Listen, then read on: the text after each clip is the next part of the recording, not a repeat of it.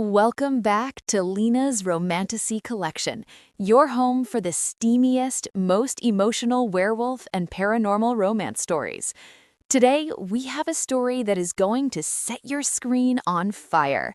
It features a badass career woman who refuses to bow down, a toxic ex who needs to learn a lesson, and a possessive alpha king who speaks the language of mine. If you love strong heroines and alphas who fall harder than they expected, you are in the right place.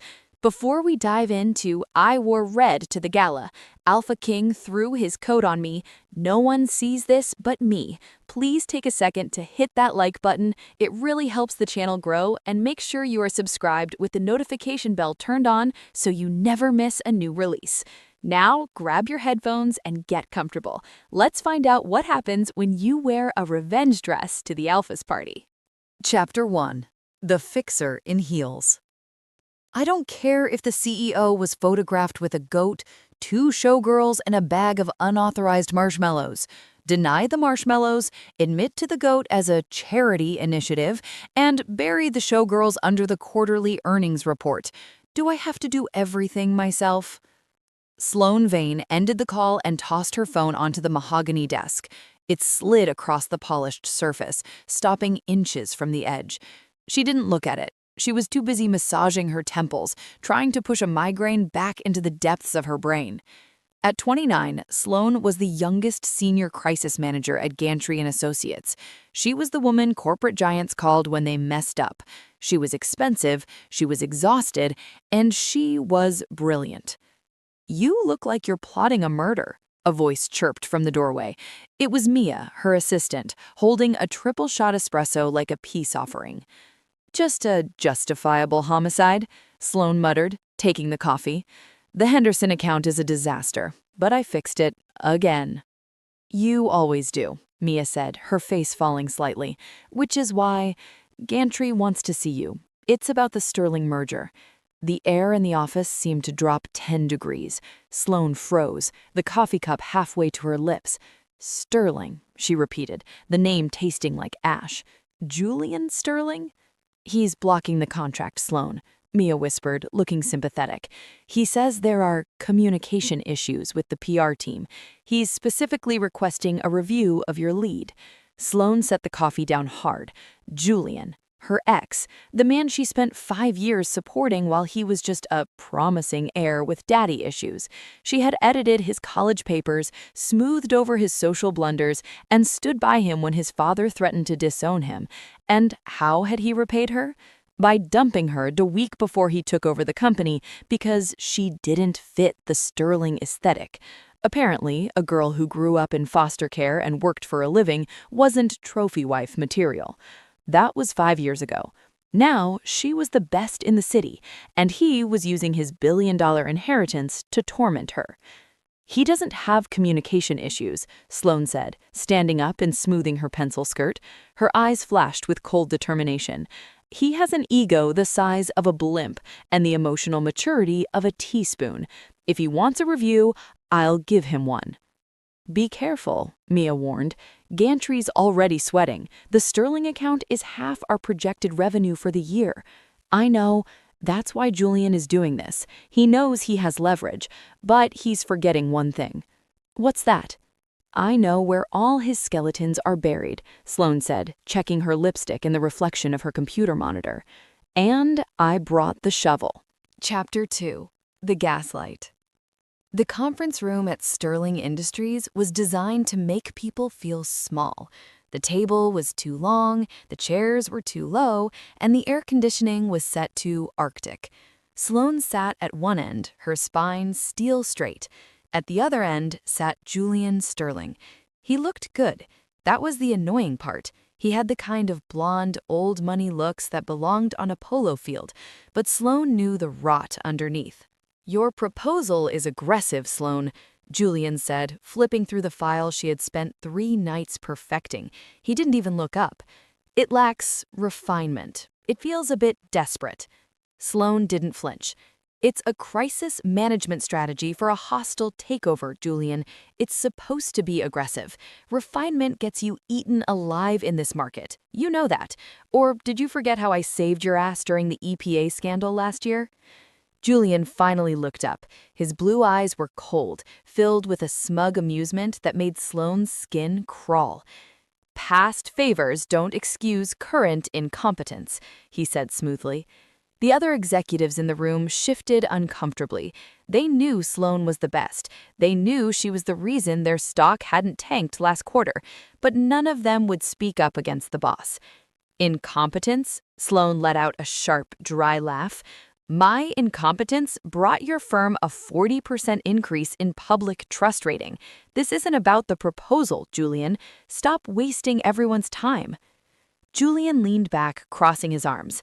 You've always been so emotional, Sloane. This is why we didn't work out. You can't separate business from your us outbursts. You're too loud, too much. Gaslighting. Textbook. He was trying to make her look unstable in front of the board. I am professional, Sloane said, her voice deadly calm, and I am done being lectured on refinement by a man who once called me at 3 a.m. crying because he couldn't figure out how to tie a Windsor knot. The room went silent. A few executives coughed to hide their grins. Julian's face turned a mottled shade of red. He stood up, slamming the file shut. Meeting adjourned. And Sloane, if you want to keep this account, you'd better change your attitude. I hear Gantry is looking for budget cuts. It would be a shame if you were one of them.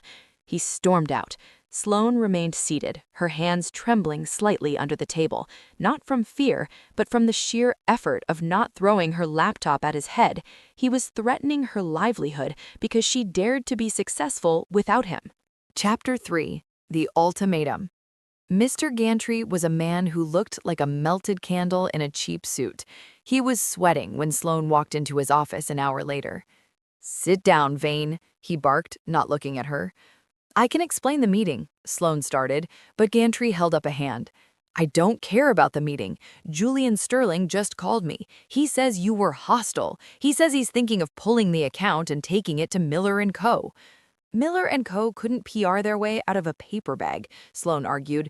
Julian is bluffing. He needs me. He's just trying to exert control because of your personal history, Gantry shouted, slamming his fist on the desk. I don't care who dumped who, Vane. I care about the 6-figure retainer fee. Sloane grit her teeth. I brought in that retainer fee. I brought in the Sterling account. I brought in the Tech Corp deal. I am the reason this firm is solvent. And you'll be the reason we go under if Julian walks. Gantry stood up, wiping his forehead with a handkerchief. I'm not letting your ego sink this ship. He pointed a chubby finger at her. The Winter Solstice Charity Gala is in 3 days. Julian will be there. He's the keynote donor.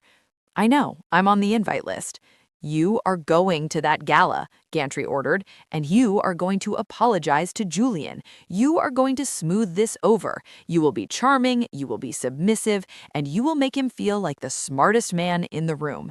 If he doesn't sign the renewal contract by Monday morning, don't bother coming in. Sloane stared at him. You're threatening to fire me after everything I've done? I'm telling you to do your job, Gantry said coldly. Fix it, Sloane, or you're finished. Sloane walked out of the office, her heels clicking rhythmically on the hardwood. Her head was held high, but inside she felt like the floor was crumbling. She had clawed her way up from nothing. She had built this career brick by brick, and now 2 men, one a coward, one a narcissist, were about to tear it all down. She needed a drink, a strong one. Chapter 4. The Stranger at the Bar.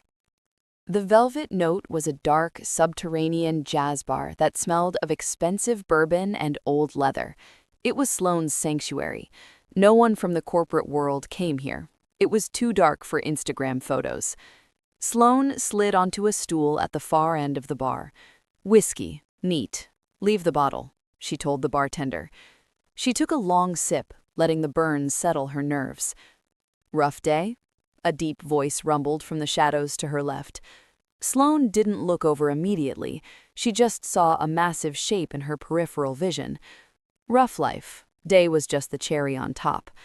She turned her head slightly. The man sitting 2 stools away was substantial. That was the only word for it. He was broad-shouldered, wearing a charcoal suit that probably cost more than her car. He had dark hair, a sharp jawline covered in stubble, and eyes that were an unsettling shade of amber. He wasn't drinking. He was just sitting there, completely still, watching the room with a predator's intensity. "You look like you're guarding the crown jewels," Sloane quipped, gesturing to his rigid posture. "Relax, big guy. It's a jazz bar, not a funeral." The man turned to look at her. His gaze was heavy, like a physical weight pressing against her skin. Most men looked at her with lust or calculation. This man looked at her like he was solving a complex equation. "I don't like surprises." His voice was a low baritone that vibrated in her chest. "Join the club," Sloane muttered, taking another drink. "I'm Sloane. And before you ask, no, I don't want to hear about your crypto portfolio." The corner of the man's mouth twitched. "I don't own crypto. I prefer tangible assets." "Let me guess," Sloane said, pivoting on her stool to face him fully. The whiskey was making her bold. "Real estate? Oil? Or are you one of those guys who buys islands just to feel like a Bond villain?" "Something like that," he murmured. "I'm Siren." "Well, Siren," Sloane sighed, resting her chin in her hand, "if you have any advice on how to deal with a narcissistic ex-boyfriend who controls my career, I'm all ears." Siren shifted, turning his full attention to her. The air around him felt charged, static electricity crackling against her arm. "He threatens you," Sloane corrected, "financially. He thinks he can break me because he has the money and I have the audacity." "Audacity is a valuable currency," Siren said softly. "More valuable than gold if used correctly." Sloane laughed. "You sound like a fortune cookie written by a warlord." "And you talk too much," Siren replied, but there was no bite in it. In fact, his eyes were dancing with amusement. "It's refreshing." Chapter 5. The Glare. Hey, sweetheart, why are you talking to the wall? The voice was slurred and loud, cutting through the smooth jazz. A man in a rumpled shirt stumbled up to Sloane, leaning heavily on the bar. He smelled of stale beer and bad decisions. Sloane stiffened. "I'm busy. Walk away." Aw, come on, The drunk guy sneered, reaching out to grab her arm. don't be a bitch. Let me buy you a... Before his fingers could graze her silk blouse, the temperature in the room seemed to plummet. Ciaran didn't stand up. He didn't yell. He didn't even raise a hand. He simply turned his head and looked at the drunk man. Sloane watched, confused.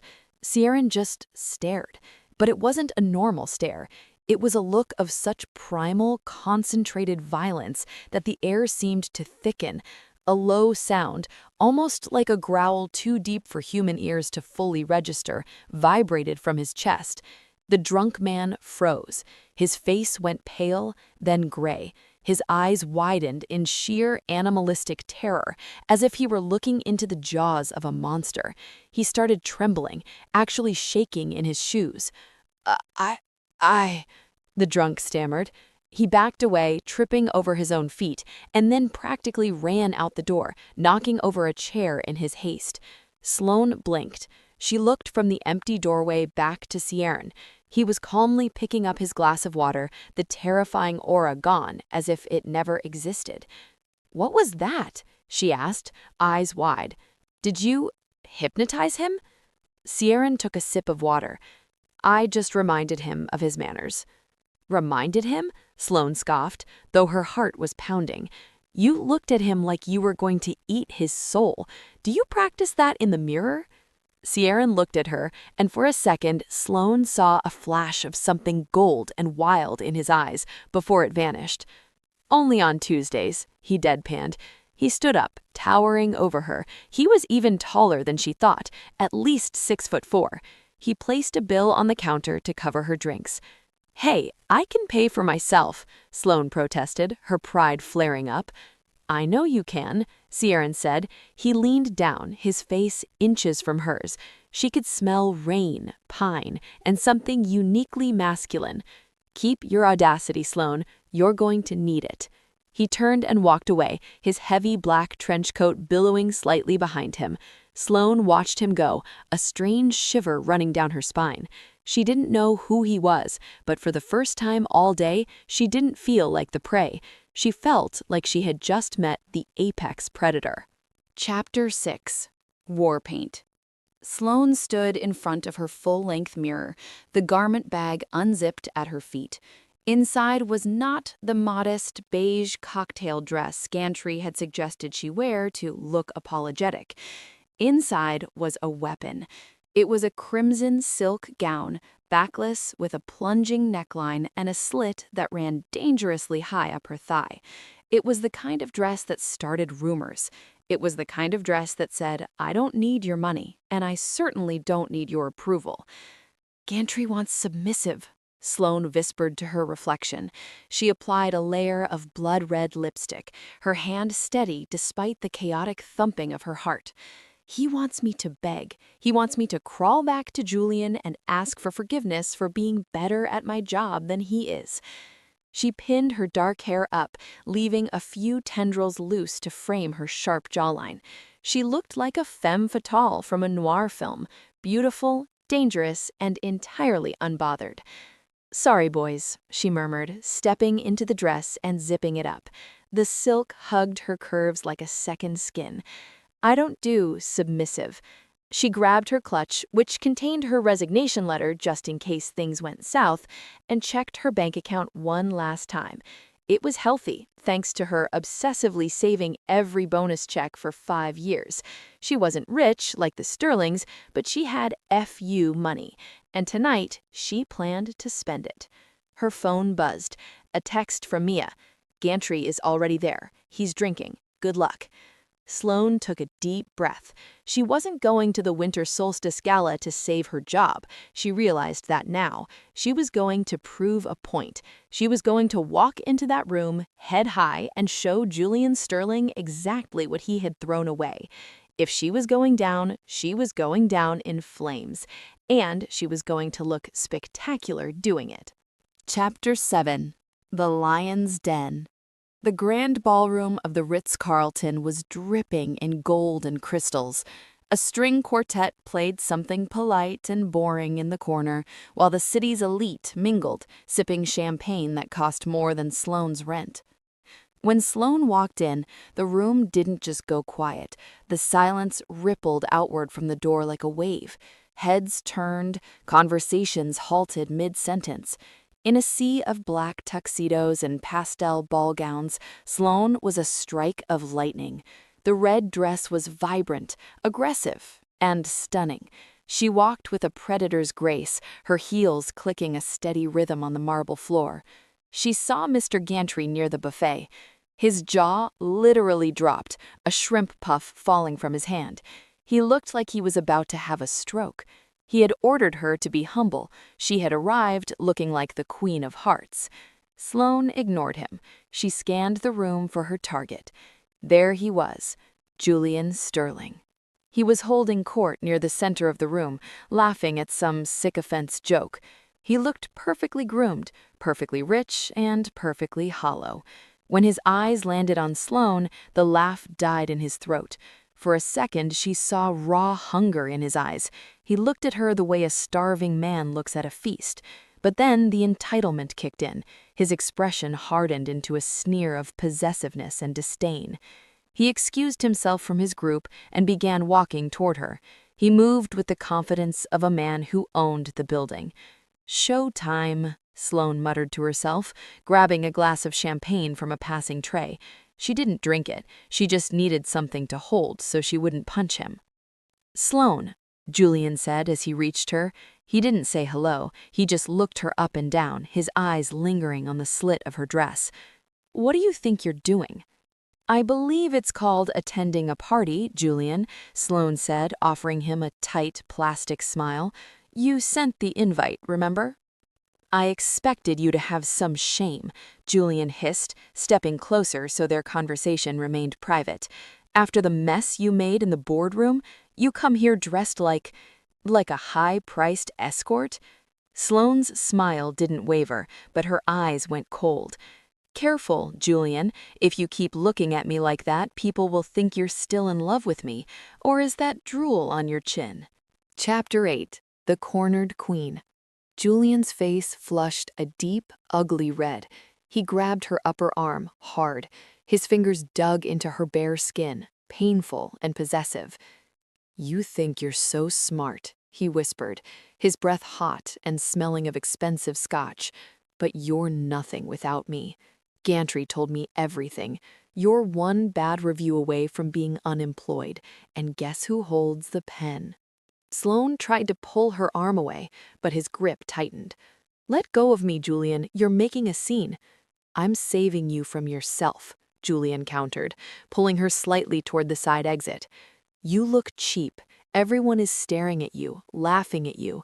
I'm going to take you out the back, get you a coat, and send you home before you embarrass my company any further." "I don't work for your company," Sloane snapped, digging her heels in, "and I don't need saving." "Stop fighting me." Julian's voice rose, cracking the veneer of his polite society persona. A few people nearby glanced over, looking uncomfortable but doing nothing to intervene. That was the rule of the elite: never interfere with a sterling. Sloane felt a spike of genuine fear, not because Julian could hurt her physically, she had taken kickboxing classes, but because he was stripping away her dignity in front of the entire city. He was reducing her to an unruly child being scolded. "I said, let go," Sloane said, her voice sharp. "You belong to me, Sloane," Julian snarled, his eyes glazing over with a toxic mix of lust and rage. "Now you come outside before I—" The air in the ballroom suddenly changed. It wasn't just a shift in mood, it was a physical drop in pressure. The hair on Sloane's arms stood up. The chatter in the room died instantly, replaced by a heavy, suffocating silence. Julian froze. His grip on her arm loosened, his eyes widening as he looked over Sloane's shoulder. He looked like a dog that had just realized it wandered into a lion's cage. Sloane turned her head. Standing 3 feet away was the man from the bar, Kieran. But he didn't look like the man from the bar anymore. He looked like a god of war dressed in a tuxedo. His amber eyes were glowing, actually glowing with a terrifying golden light. His lips were pulled back in a snarl that exposed teeth that looked too white, too sharp. Chapter 9. The Alpha's Claim. Sioran didn't speak. He moved. The motion was a blur, faster than any human should be able to move. One second he was standing 3 feet away, the next he was between Sloane and Julian. He didn't hit Julian, he didn't have to. Sioran simply stepped into Julian's personal space, radiating waves of pure, unadulterated dominance. It was a primal force, an invisible weight that crushed the air out of the lungs. Julian released Sloane instantly, stumbling back as if he'd been burned. He was shaking, his face drained of all color, gasping for air as if he were drowning. Sloane stood there, stunned, rubbing her bruised arm. She looked up at Sioran, expecting him to be looking at Julian. But he wasn't. He was looking at her. His eyes swept over her, from the red lipstick to the plunging neckline, down to the high slit of the dress. His pupils were blown wide, swallowing the iris. His jaw ticked, a muscle jumping in his cheek as he fought for control. He was furious, not at her, but for her.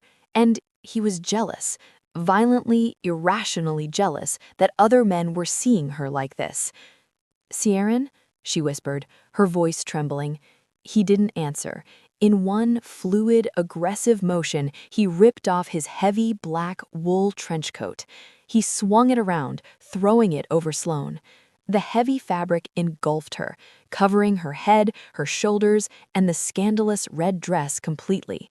It smelled of him, pine, rain, and raw power. He pulled the lapels tight, essentially swaddling her, hiding her from the world. He pulled her into his chest, his large hand cupping the back of her head through the coat, pressing her face against his tuxedo shirt. Then he turned to Julian. The entire room was silent enough to hear a pin drop. Ciaran leaned forward, his voice a low, gravelly rumble that vibrated through Sloane's entire body. "No one sees this but me." It wasn't a request, it was a law. Julian whimpered. Actually whimpered.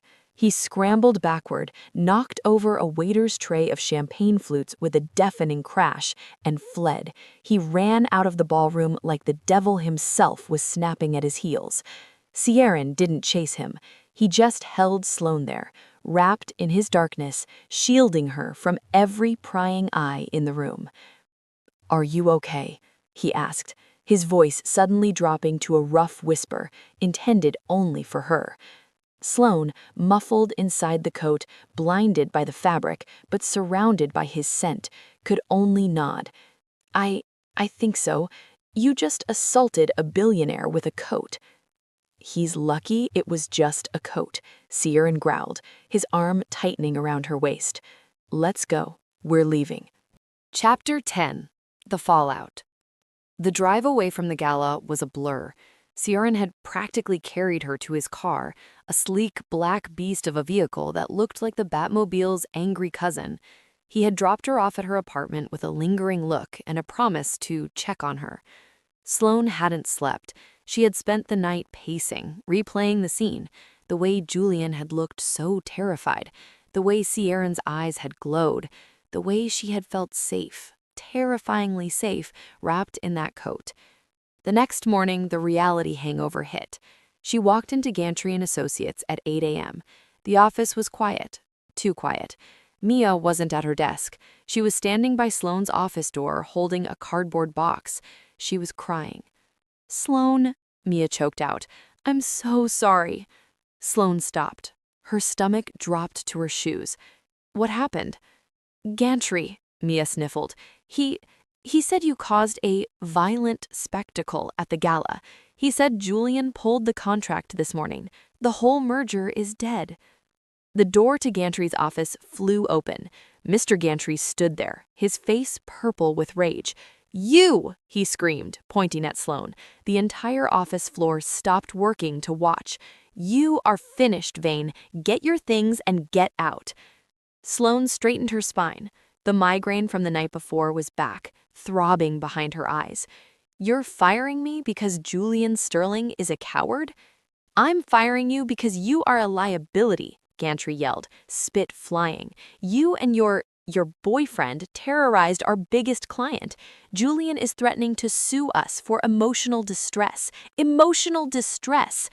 Sloane almost laughed. It was absurd. "Julian assaulted me, Gantry, or does that not matter because his checkbook is bigger than mine?"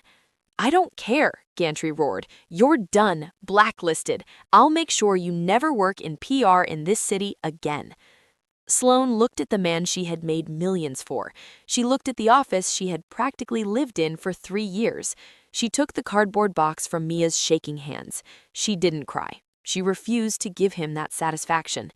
"You're making a mistake, Gantry," she said, her voice calm, cold, and clear. "Julian is going to tank that company within 6 months without me, and when he does, don't call me." "Out!" Gantry screamed.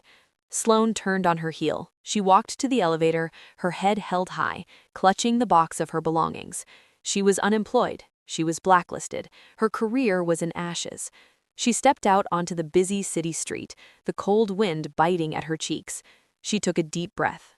"Well," she said to the empty air, "that went well." A black car pulled up to the curb. The window rolled down. Ciaran Thorne sat in the driver's seat, wearing dark sunglasses. He didn't look at her. He just unlocked the passenger door. "Get in," he said. "Are you stalking me?" Sloane asked, though she was already reaching for the handle. "I'm recruiting. I heard you have some free time." Chapter 11. The Severance Package. The interior of Ciaran's car smelled like expensive leather and safety. It was quiet, shutting out the noise of the city and the disaster that was Sloane's life. Sloane buckled her seatbelt, clutching the cardboard box containing her stapler, a half-dead succulent, and her framed degree like a shield. "So," Sloane said, staring straight ahead, "how did you know?" "I own the building," Siren said casually, merging into traffic with a smoothness that defied physics. "And I have friends on the board. I knew Gantry was going to cut you loose the moment Julian made the call." Sloane let out a bitter laugh. "Efficient. Did you come to watch the carnage, or did you just need a tax write-off for saving a damsel?" Siren glanced at her. The sunglasses hid his eyes, but his jaw was tight. "I don't do charity, Sloane, and you aren't a damsel. A damsel would be crying. You look like you're planning a hostile takeover." "I'm considering it, but first, I need a drink and a job, preferably in that order." "I can offer both," Siren said. He took a sharp turn, heading away from the business district and toward the older, industrial side of the city, the Iron District. It was an area known for high-end lofts and exclusive members-only clubs. "I'm not being your assistant, Siren," Sloane warned, her pride flaring up again. "I don't fetch coffee, I don't manage calendars, and I certainly don't entertain clients." Siren actually chuckled. It was a low, rumbling sound that made the leather seat vibrate beneath her. "I have people to fetch coffee. I need you for something else, something messier." "Messier than Julian Sterling's ego?" "Much," Siren said. He pulled the car up to the curb in front of a massive black brick building. There was no signage, just a heavy steel door and a line of velvet ropes that looked like they hadn't been used in years. "Welcome to the Obsidian," Siren said, killing the engine. "My headache, your new project." Chapter 12. The Negotiation. The inside of the Obsidian was cavernous. It was a nightclub, but it felt more like a fortress. The aesthetic was gothic industrial chic, lots of dark metal, exposed brick, and shadows. It was empty, save for a few staff members who were moving crates near the bar. When Siren walked in, every single one of them stopped. They didn't just look at him, they froze, lowered their heads, and practically held their breath until he passed. Weird management style, Sloane thought. Terror-based? Siren led her up a spiral staircase to a glass-walled office overlooking the dance floor. He gestured for her to sit in a leather armchair that looked like a throne. "Here is the situation," Siren said, leaning against his desk, crossing his arms. The muscles in his forearms strained against his dress shirt. "This club is profitable, but it has a reputation problem." "Let me guess," Sloane said, looking around. "It looks like a vampire lair? People think you sacrifice goats in the basement?" "Close," Siren said, his face stiffened. "We value privacy, exclusivity, but the city council is threatening to revoke our liquor license because of noise complaints and suspicious activity. They think we're a front for the mob." "Are you?" Sloane asked point blank. "No," Siren said. "We are a sanctuary for people who don't fit in elsewhere. Wolves, and occasionally others with scales or fangs. But we need to look legitimate. We need a public face, someone to handle the press, smooth over the neighbors, and make us look like a respectable establishment." Sloane tapped her fingers on her knee. "You want a rebrand. You want me to take this," she gestured to the dark, brooding atmosphere, "and make it palatable for the Chamber of Commerce?" "I want you to protect my people," Siren said. His voice dropped an octave. The intensity in his tone surprised her. "Julian blacklisted you from the corporate world, Sloane, but the nightlife industry, it's the Wild West. His influence doesn't reach here. I'll pay you double what Gantry paid you." Sloane's eyebrows shot up. "Double?" "And full autonomy," Siren added. "You run the PR. You handle the city council. No one questions you. Not even me." Sloane looked at him. He was offering her a lifeline, a fortune, and freedom, but she still felt the sting of the charity accusation. "I'll take the job," Sloane said slowly, "on one condition." "Name it." "I don't want a handout. I want a contract. 6 months. If I save your license and boost your public rating, I get a percentage of the annual profit. If I fail, you don't pay me a dime." Siren smiled. It was a slow, dangerous smile that made her toes curl. "You like to gamble." "I bet on sure things," Sloane replied. "Do we have a deal?" "Deal," Siren said, extending his hand. When Sloane shook it, she felt a jolt of static electricity so strong it almost hurt. Siren didn't let go immediately. He held her hand for a second too long, his thumb brushing over her knuckles. "Welcome to the pack, Sloane," he whispered. Chapter 13. The Welcome Committee. The next morning, Sloane arrived at the Obsidian at 9 a.m. sharp, armed with a laptop, a venti coffee, and a mission. She walked up to the front entrance. A man was standing guard. He was at least 6'7", built like a refrigerator, with a shaved head and a scar running down his neck. "Name," the giant grunted, crossing arms the size of tree trunks. "Sloane Vane. I'm the new director of communications. Move aside, please." The giant sniffed. He literally leaned down and sniffed her hair. Sloane froze. "Excuse me? Did you just smell me? Is that the new security protocol? Checking for unauthorized perfume?" The giant blinked, looking confused. "You smell like him." "Him?" Sloane asked.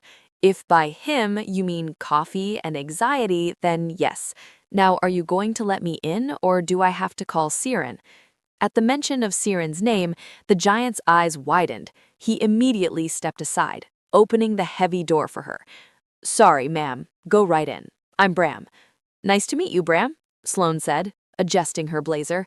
"Work on the sniffing thing. It's bad for customer service." She walked inside. The club was in day mode, which meant the cleaning crew was there. Sloane set up her temporary desk on a table near the bar. She started typing up a press release. 10 minutes later, she realized she was being watched. She looked up. 3 bartenders were standing at the other end of the bar, staring at her. They were whispering. "Is that her? The Alpha brought her. She's human. Can she be here? She smells like the coat." Sloane slammed her laptop shut. "Okay, class is in session," she announced, her voice echoing in the empty club. The 3 bartenders jumped. "I can hear you," Sloane said, walking over to them. "I don't know what kind of rumors are circulating, but yes, I am the new PR manager. Yes, I am human, which I assume is the default setting for everyone here, unless you guys are secretly hobbits. And yes, I am going to turn this place into the hottest venue in the city. Any questions?" The bartenders looked at each other nervously. One of them, a guy with shaggy brown hair, raised his hand. "Yes?" Sloane asked. Are you going to make us wear uniforms?" he asked, looking terrified. Sloane looked at his tattered Metallica t-shirt. "Effective immediately? Yes. Black button-downs. And for the love of God, comb your hair. We are going for mysterious allure, not just rolled out of a dumpster." Chapter 14. The Alpha's Shadow. By noon, Sloane had reorganized the filing system, drafted a statement for the city council, and fired the guy who delivered the ice because he was rude to the cleaning lady. She was on a roll. She was standing on a chair in the middle of the dance floor, directing Brom, the giant bouncer, on where to hang a new lighting fixture, when Siren walked in. He was wearing a black t-shirt and jeans, looking less like a CEO and more like a dangerous construction worker. He stopped when he saw her. "Sloane," he said, his voice carrying across the room without him raising it. "Get down from the chair." "I'm busy, Siren," Sloane called back, pointing at the ceiling. "Brum, move it 2 inches to the left. We need to highlight the architecture, not hide it." "Left. Got it," Brom grunted, obeying her instantly. Siren walked over to the chair. He looked up at her, then over at Brom. He seemed baffled. "Brom doesn't take orders from anyone but me." "Well, he takes orders from me now," Sloane said, climbing down. She wobbled slightly in her heels, and Siren's hands shot out to catch her waist. His grip was firm, warm, and electric. He didn't let go once she was steady. You've been here 4 hours, Siren said, looking down at her, and you've already terrorized my head of security and reorganized the staff. They needed direction, Sloane said, breathless but trying to hide it. Your staff is odd, Siren. They're very loyal, but they act like a cult. Brahm sniffed me. The bartenders stare at me like I'm a science experiment, and I'm pretty sure the dishwasher growled at the delivery guy. Siren's eyes darkened slightly. They aren't used to outsiders. I'm not an outsider anymore, Sloane said, poking him in the chest. It was like poking a marble statue. I'm on the payroll, which means they need to get used to me, and you need to stop looming. Looming? Siren raised an eyebrow. Yes, you radiate this heavy energy. It scares people. You need to smile more. Try it. Siren looked at her like she had asked him to grow wings. No. Come on, just a half smile, for the press. Siren leaned in closer, his lips brushing her ear. I don't smile for the press, Sloane. I bite. Sloane shivered. It wasn't from fear.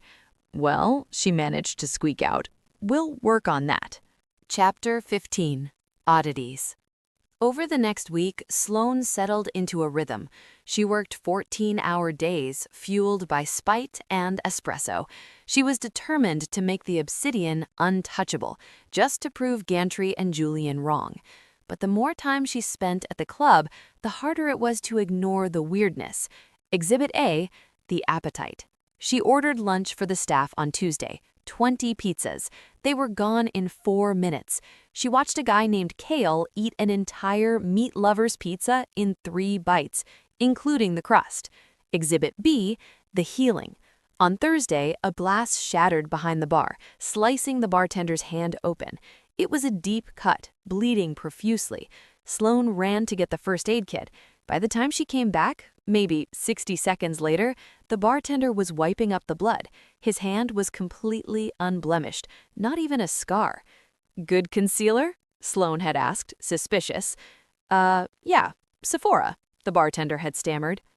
Exhibit C, the temperature. Kieran, he was always hot. Literally, whenever he stood next to her, he radiated heat like a furnace. And he never wore a jacket, even when it was 40 degrees outside. It was late Friday night. Sloane was in her glass office, finishing up the budget. The club was closed. She thought she was alone. She heard a noise downstairs, a heavy metallic thud. Sloane frowned. She walked to the railing and looked down. Kieran was down there. He was shirtless. His back was to her, revealing a landscape of corded muscle and old, faint, silvery scars. He was lifting a massive keg of beer, one that usually required a dolly and 2 men to move. He was lifting it with one hand, effortlessly, like it was a pillow. Sloane watched, her mouth slightly open. He set the keg down and rolled his neck, the muscles rippling. Okay, Sloane whispered to herself, stepping back into the shadows. So my boss is on steroids, or he's Captain America, or... She touched her chest where her heart was hammering. She shouldn't be watching. It felt invasive, but she couldn't look away. Suddenly, Kieran stiffened. He didn't turn around, but he tilted his head back, inhaling deeply. Sloane, Kieran said, his voice echoing in the empty club. Stop hiding in the dark. Come down here. He knew she was there without even looking. Sloane took a deep breath, smoothed her skirt, and walked toward the stairs. I wasn't hiding, I was supervising. And put a shirt on, Kieran, you're violating HR policy. Kieran turned around, a smirk playing on his lips. I am HR. Chapter 16. The Scent of Blood. The tension in the office was palpable. For 3 days, Ciaran had been hovering, not in a micromanaging way, but in a predatory way. He would stand in the doorway while she worked, just watching her fingers move across the keyboard. You're doing it again, Sloane said without looking up from her spread of invoices. Doing what? Ciaran asked, leaning against the doorframe, arms crossed. Staring, it's unnerving. Don't you have an underworld empire to run? The club is the empire, Ciaran replied smoothly. He walked into the room. And you smell stressed. Sloane rolled her eyes. I am stressed. The liquor license hearing is tomorrow and the printer jammed. Again. She reached for a stack of papers to shove them into the feeder. In her haste, the sharp edge of a fresh cardstock flyer sliced across the pad of her thumb. Ouch, Sloane hissed, dropping the papers. She instinctively brought her thumb to her mouth, sucking on the small cut. The reaction in the room was instant. Ciaran didn't just turn, he snapped to attention. His head whipped toward her, his nostrils flaring. The playful atmosphere evaporated, replaced by a thick, heavy silence. He crossed the room in 2 strides. He grabbed her wrist, gentle but firm, pulling her hand away from her mouth. "Let me see," he commanded. His voice was rough, like gravel grinding together. "It's a paper cut, Ciaran, not an amputation," Sloane said, trying to pull back. But she couldn't. His grip was iron. Ciaran stared at the tiny bead of bright red blood welling up on her skin. His eyes darkened, the amber irises swallowing the pupils until they looked almost black. He seemed to be fighting a war within himself. He lifted her hand. For a terrifying, electrifying second, Sloane thought he was going to lick the blood away. Her breath hitched, her heart hammering against her ribs. Instead, he pulled a handkerchief from his pocket and pressed it to her thumb. He held it there, his thumb rubbing soothing circles over the back of her hand. "Be careful," he whispered, his voice strained. "The scent, it carries." "It carries?" Sloane blinked, her pulse racing. "Ciaran, it's 1 drop of blood." "To me, it's a beacon," he murmured, looking into her eyes. The intensity was overwhelming. "You have no idea how loud you are, Sloane, even when you're silent." He released her hand abruptly and walked to the window, putting distance between them. Sloane looked at her thumb. The bleeding had stopped, but the tingling where he touched her remained. She looked at his back. "You're weird, Ciaran Thorne." "You have no idea," he replied to the glass. Chapter 17. The Snake Returns. The next afternoon, Ciaran was out meeting with suppliers, which Sloane assumed meant intimidating beverage distributors. She was alone at the Obsidian, prepping for the night's soft opening. The front door chimed. "We're not open yet," Sloane called out from behind the bar, where she was checking inventory. "I'm not here for a drink, Sloane. I'm here for an inspection." The voice made her blood run cold. She stood up slowly. Julian Sterling stood in the entrance. He wasn't alone. He was flanked by 2 men in cheap suits who looked like off-duty cops. "Julian," Sloane said, wiping her hands on a rag. She kept her voice steady, masking the spike of adrenaline. "I didn't know you frequented the Iron District. Isn't this a bit below your tax bracket?" Julian smirked, walking further into the room. He looked around with a sneer of disgust. "It is, but I have an interest in urban development. I'm buying the block, Sloane. I'm tearing this dump down to build luxury condos." Sloane laughed. "Good luck. The owner isn't selling." "Everyone sells," Julian said, resting his hands on the bar, "especially when the city condemns the building. My friends here," he gestured to the men, "are from the fire inspector's office. They seem to think this place is a death trap. Faulty wiring, blocked exits." "That's a lie," Sloane snapped. "I checked the codes myself. This place is a fortress." "It's a tinderbox," Julian corrected softly. He leaned in, his eyes cold and dead. "I told you, Sloane, you belong to me. If you won't come back to the firm, if you won't come back to my bed, then I will burn down everything you try to build without me." Sloane grabbed a heavy glass pitcher from the counter. "Get out, now." Julian laughed. He tapped the bar twice. "Enjoy the opening, Sloane. I hear it's going to be hot." He turned and left, his lackeys following. Sloane stood there, shaking. It wasn't just a threat, it was a promise. She grabbed her phone to call Ciaran, but there was no signal. The thick walls of the club sometimes blocked reception. "Damn it," she hissed. She needed to double-check the exits. Chapter 18. Smoke and Mirrors. It was 11 p.m. The soft opening had been canceled. Sloane had sent the staff home early, not wanting to risk Julian making a scene while customers were there. She stayed behind to do a full security sweep, paranoid after Julian's visit. She was in the basement storage room when she smelled it. Acrid, sharp, unmistakable. Gasoline. Sloane dropped her clipboard. She ran up the stairs, her heels clanging on the metal steps. When she reached the main floor, her heart stopped. Thick, black smoke was rolling under the front door. The scent of gasoline was overpowering. "No," she whispered. She ran to the front entrance and pushed the crash bar. It didn't move. It was chained from the outside. She spun around and ran toward the back exit near the kitchen. Locked, jammed tight. Julian hadn't just sent inspectors, he had sent executioners. Panic clawed at her throat. The smoke was getting thicker, filling the room with a gray haze. The fire alarm finally blared, a piercing shriek that echoed in the empty club. Sloane pulled out her phone again. 1 bar of service. She dialed Siren. It rang once, twice. "Sloane?" His voice was calm.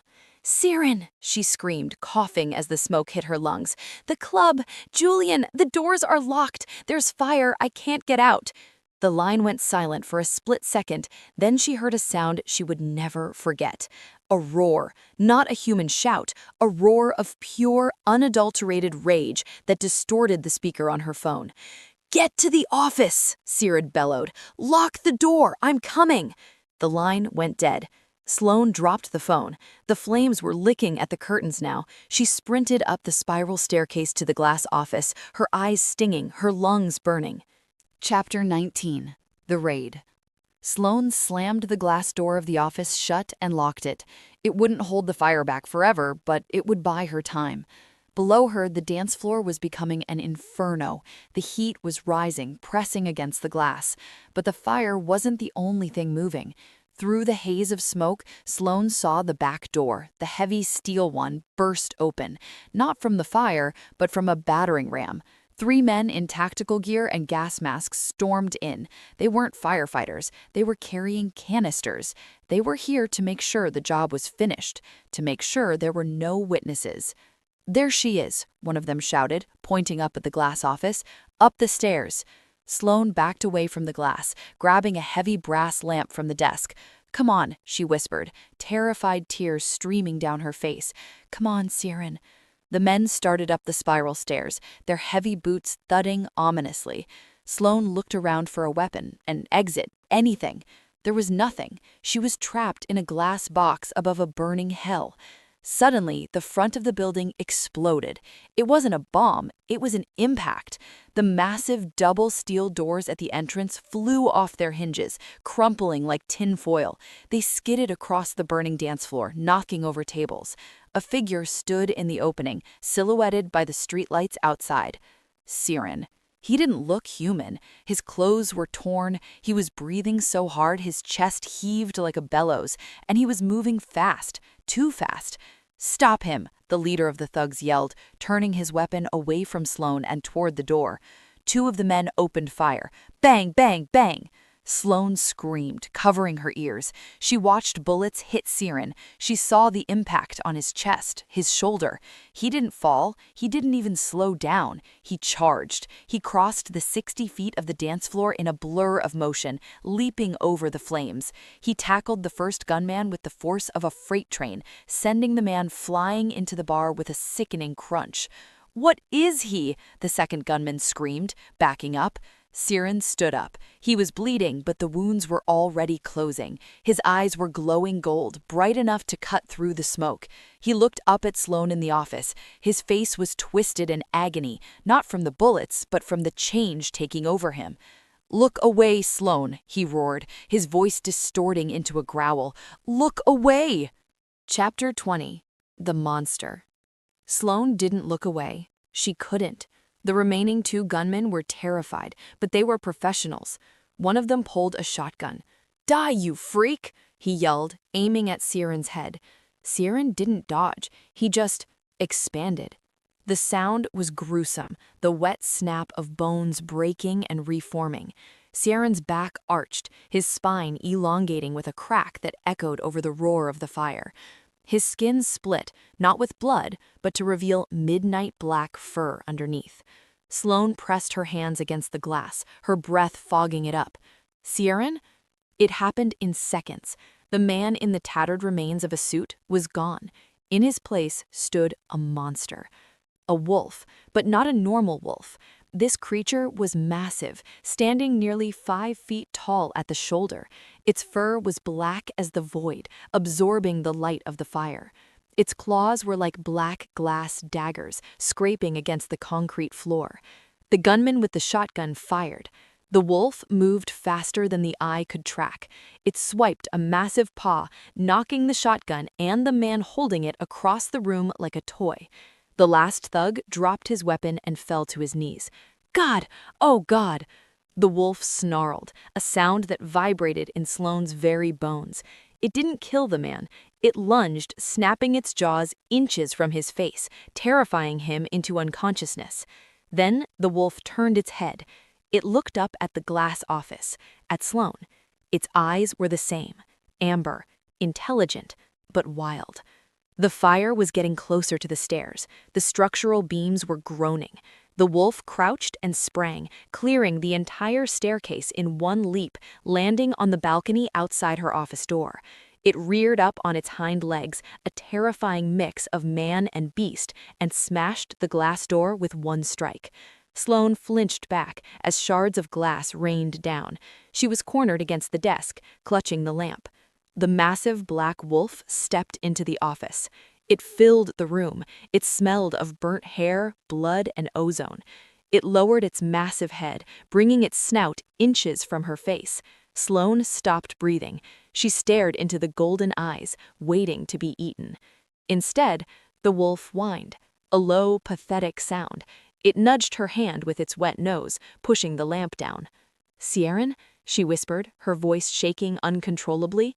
The wolf huffed, a burst of hot air hitting her face. It turned, offering its broad back to her. It looked over its shoulder, waiting. It wanted her to climb on. Chapter 21. The Escape. Sloane hesitated for only a fraction of a second. The heat was blistering now, the carpet in the office beginning to smoke. She looked at the massive black wolf waiting for her, its golden eyes filled with an almost human desperation.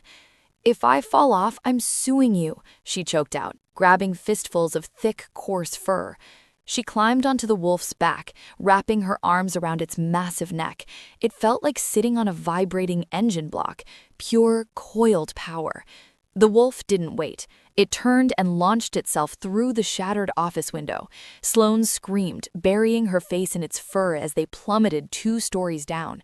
She expected the crunch of bone, the hardness of the pavement. Instead, the wolf landed with a heavy, agile thud in the alleyway behind the club, absorbing the impact effortlessly. It didn't stop. It sprinted. They tore through the night streets of the Iron District, moving faster than any car. The wind whipped Sloane's hair back, drying the tears on her cheeks. She held on for dear life, feeling the rhythmic, powerful stride of the beast beneath her. They didn't go to a hospital. They went to a private garage entrance of a sleek, high-rise penthouse a few blocks away. The gate opened automatically as the wolf approached. Inside, the wolf slowed to a trot, finally collapsing on the cool concrete floor of the private garage. Sloane slid off, her legs shaking so hard she could barely stand. She was covered in soot, smelled of smoke, and her dress was ruined. The wolf panted heavily, its tongue lolling out. Then the cracking sound returned. Sloane turned her back, giving him dignity, though she was trembling. Are you done being a canine?" "Yes," a rough, exhausted voice rasped from the floor. She turned back. Kieran was lying on the floor, human again. He was naked, his clothes shredded during the shift. His skin was slick with sweat and soot, and the bullet wounds she had seen earlier were now just faint pink scars, fading before her eyes. He looked up at her, shielding himself slightly with one arm. He looked vulnerable for the first time since she'd met him. He looked terrified that she would scream and run. Sloane stared at him. She stared at the man who had just saved her life by turning into a nightmare. She walked over to a pile of mechanics' towels on a workbench, grabbed a large, clean one, and walked back to him. She threw it at his face. "You have a lot of explaining to do, and put that on. I can't have this conversation while staring at your alpha status." Chapter 22. The Truth. They sat in his living room. Siren had wrapped the towel around his waist and downed a bottle of water in one gulp. Sloane sat on the edge of the velvet sofa, holding a glass of whiskey he had poured for her. "So," Sloane said, breaking the silence, "werewolf?" "Shifter," Siren corrected, staring at the floor. "Werewolf implies I'm cursed. I was born this way." "Right, semantics," Sloane said, taking a large gulp of whiskey. "And the staff? Bram? The hungry bartenders?" "Pack," Siren said. "I'm the alpha. They follow me. They protect what is mine." He looked up at her then, his amber eyes intense. "And you are mine." Sloane felt a blush heat her cheeks. Is that an employment clause or a possessive wolf thing? "It's a soul thing," Siren said, quietly. He moved from the chair to kneel in front of her. He didn't touch her, he just stayed close, like a devotee at an altar. "I knew it the moment I saw you at the bar. The scent, the pull. You are my mate, Sloane, the other half of my soul." Sloane stared at him. "Your mate? Siren, we met a week ago. I berated you for your tie." "And I loved every second of it," Siren admitted, a small, crooked smile touching his lips. "Most people are terrified of me. They smell the predator and run. You looked the predator in the eye and told him to fix his attitude. You are the only thing that calms the beast. Tonight, I almost lost control, but your voice brought me back." Sloane looked at his hands, hands that could crush steel, but were currently resting gently on his own knees, afraid to dirty her dress. "I should run," Sloane whispered. "This is insane. You turn into a giant dog. People tried to kill us." "I know," Siren said, his voice cracking. "I should have told you. I wanted to. I was afraid you'd leave, and if you want to leave now, I'll let you. I'll give you the money, I'll protect you from a distance, and I'll never come near you again." He looked down, resigning himself to losing her. Sloane reached out. She placed her hand on his cheek. His skin was burning hot. He leaned into her touch instantly, closing his eyes and letting out a shuddering breath. "You idiot. I think you're scared of a little fur. I survived foster care and Julian Sterling. I can handle a wolf." Siren opened his eyes. Hope, raw and blinding, shone there. "Besides," Sloane added, a smirk tugging at her lips, "I need a new job. My last boss just burned down my office." Chapter 23. Surrender. Siren didn't laugh. He just looked at her with such overwhelming worship that Sloane felt her heart skip a beat. "I love you," he growled, the words tearing out of him. "I have loved you since the moment you sat next to me and ordered whiskey." He reached out then, his hands spanning her waist. He pulled her off the sofa and into his lap, burying his face in the crook of her neck. He inhaled deeply, his nose brushing against her pulse point. "Siren," Sloane breathed, her hands tangling in his dark, damp hair. The adrenaline of the night was shifting into something else, something hotter, heavier. "Let me take care of you," he murmured against her skin. "Let me worship you." He kissed her. It wasn't gentle, it was acclaiming. It was hungry and desperate, tasting of whiskey and smoke. Sloane kissed him back with equal force, pouring all her fear and relief into the contact. He carried her to the bedroom, treating her like she was made of glass, despite the ferocity of his kisses. When he laid her on the sheets, he paused, hovering over her, his eyes glowing gold again. "Are you sure?" he asked, his voice rough. "Once I claim you, I will never let you go. You are stuck with me, forever." Sloane reached up and pulled him down by his neck. "Shut up and claim me, Alpha." The night was a blur of heat and sensation.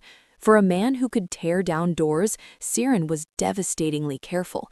He touched her with a reverence that made her want to weep. Every kiss was a promise. Every touch was a vow. When she finally surrendered to the pleasure, crying out his name, she felt the bond he spoke of, a golden tether snapping into place, connecting them. She wasn't just Sloane Vane anymore. She was his, and he, the terrifying Alpha King, was entirely, hopelessly hers. As they lay tangled together in the aftermath, Siren traced the line of her spine with his finger. "I'm going to destroy him," Siren whispered into the darkness. "Julian, for what he did tonight. Sloane rested her head on his chest, listening to his slow, steady heartbeat. Good, she murmured, sleep dragging her under. Leave nothing left. Chapter 24. Checkmate. 2 days later, Julian Sterling sat in his office, pouring a celebratory scotch. He had heard the news. The obsidian had burned. No bodies found yet, but surely Sloane was terrified enough to leave town. His assistant knocked on the door. She looked pale. "Sir," she said, "the SEC is here." "The who?" Julian frowned. "The Securities and Exchange Commission and the FBI and, I think, the IRS. Julian stood up. "What are you talking about?" Before he could move, the doors burst open. Agents and windbreakers swarmed the room. Behind them walked a man in an impeccably tailored suit. Ciaran Thorne. Ciaran didn't look like a monster today. He looked like a titan of industry. He walked calmly into Julian's office, holding a file. "You can't be here," Julian sputtered. "Who are you?" "I'm the majority shareholder of Obsidian Holdings," Ciaran said calmly, "and as of this morning, I am the owner of the debt your company just defaulted on." "What debt?" Julian laughed nervously. "Sterling Industries is solvent." "Was solvent," Ciaran corrected. He tossed the file onto the desk. "It seems your father had some off-book loans that my holding company purchased. I called them in 10 minutes ago. You're bankrupt, Julian." Julian grabbed the file, flipping through it frantically. His face went gray. This is impossible. You can't do this." "I just did," Ciaran said. He stepped closer, his voice dropped so only Julian could hear. "You tried to burn what was mine, so I burned what was yours. The difference is I used paperwork." "Sloane," Julian whispered. "Does she know?" "She helped draft the press release," Ciaran said with a cold smile. "She sends her regards, and she suggests you learn to tie a Windsor knot. You'll need it for court." Ciaran turned and walked away as the agents moved in to handcuff Julian. As he reached the elevator, his phone buzzed. It was a text from Sloane. "Did he cry?" Ciaran typed back. "Almost." Sloane, "Good boy. Come home. Dinner's ready. It's takeout. I don't cook." Chapter 25. Epilogue. 6 months later. The Winter Solstice Charity Gala was back. The ballroom was filled with the same people, the same champagne, and the same gossip, but the atmosphere was different. Everyone was watching the entrance. "I heard she started her own firm," a woman whispered. "Vane Consulting. They only take special clients." "I heard she married him," a man replied. "The guy who owns the city." The doors opened. Sloane walked in. She wore red. Not the same dress as before. This one was even more stunning, a deep crimson velvet that draped over her curves like liquid fire. She looked radiant, powerful, and utterly untouchable. On her arm was Ciaran Thorne. He wore a tuxedo that fit his broad shoulders perfectly. He looked dangerous, yes, but he also looked happy. His hand rested possessively on Sloane's lower back, his thumb rubbing small circles there. They moved through the crowd like royalty. No one dared to sneer. No one dared to whisper. They parted like the Red Sea. They reached the balcony overlooking the city. Sloane leaned against the railing, sighing contentedly. "You know," she said, looking up at him, "Julian got 5 years for arson and fraud." "Too short," Karen grunted, "but acceptable." "And my firm just signed the Dragon Coalition. They need help with a hoarding scandal." Kieran chuckled, the sound vibrating in his chest. "You're going to rule the world, Sloane." "We," she corrected. She turned to face him, smoothing the lapel of his jacket. "We are going to rule the world." The wind picked up, a chilly gust from the north. Sloane shivered slightly in her backless dress. Without a word, Kieran took off his tuxedo jacket. He didn't throw it this time. He draped it gently over her shoulders, pulling it tight to keep her warm.